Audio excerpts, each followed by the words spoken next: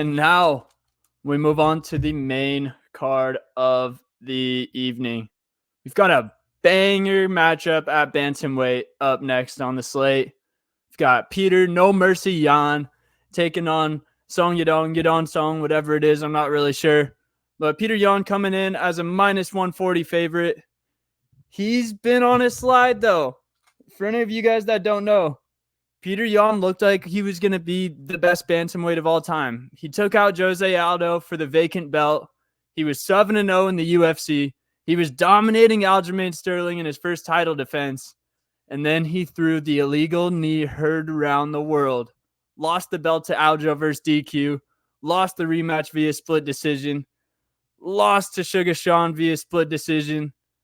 Got smacked by Merab. He did have a good win versus Corey Sandhagen mixed in there, but it has been a crazy turn of events for Petr in the last 2 years.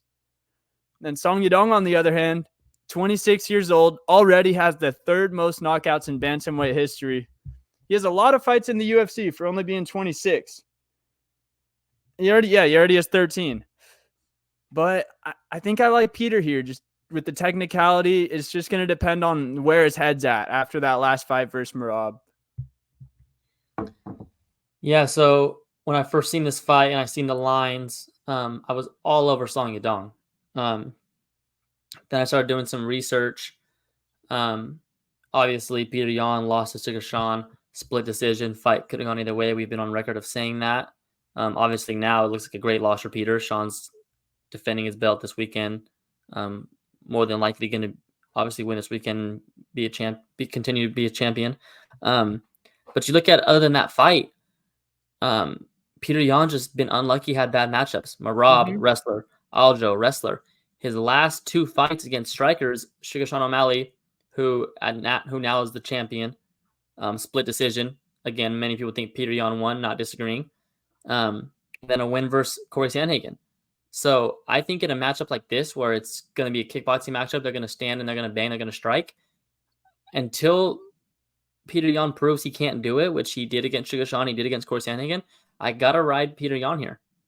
I just don't see, he's too talented to be 1-5 in his last 6 fights. I just don't see that. There's no way that's going to happen. There's no way that can happen. So I'm just going to take that. Obviously, yes, if it's anyone else, you look at it like, damn, they've lost 4 of their last 5. They're trending downwards, but I don't think it's that with Petr Yan. I think he's just been really unlucky. I agree. And the only loss that you could say was a bad definitive loss was Merab.